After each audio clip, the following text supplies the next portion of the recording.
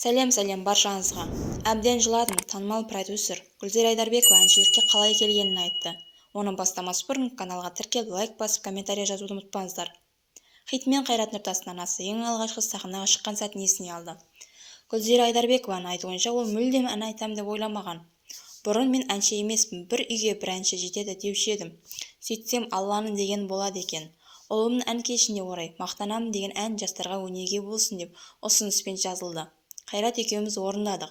Сахнада әнді аяқ-қолым дірілдеп, әннің сөздерін жүрегімде шымырлатып, өзімді ұстай алмай, кеудемді өкіске толып, әрең айтып шықтым. Кейін сахнаның сыртына шығып, әбден жыладым, деді Гүлзира Айдарбекова. Продюсердің айтуынша, әннің сөздерін өмірде бар қиындық пен уайымның орындалған армандарын есіне түсірген. Мақтаншақ деген айыптауларға осылай нүкте қойдық. Кейін Жанатбектің келіншегі Айнұр Махаббат әлем атты концертке тек ерлі-зайыптылар ғана айту керек, сіздер соған лайықтысыздар деп звондап қоңырау шалып ән айтуға сұранды. Бірақ келіспедім. Келіспеске қоймады. Сөйтіп, Зуби әнін Нури Гули деп қазақшалап сөз жаздырып айттық. Содан тойларға сұраныс түсе бастады. Ағайындар қызымды ұзат деп өтініш айтты. Артынша шақыртулар да көбейді. Сұраныс болмаса қоя салар едім. Елдің көңілін қалдырмай, жолдасымыз екеуміз шапқылап жүрміз, деді әншілікке бет бұрған продюсер.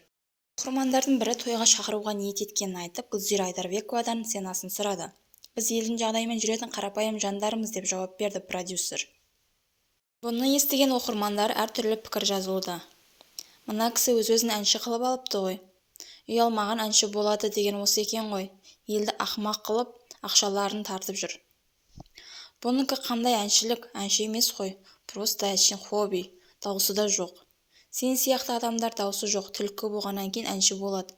Ақшасы барлардың барлығы әнші болып кеткен бе қалай? Деп жазып жатыр оқырмандары.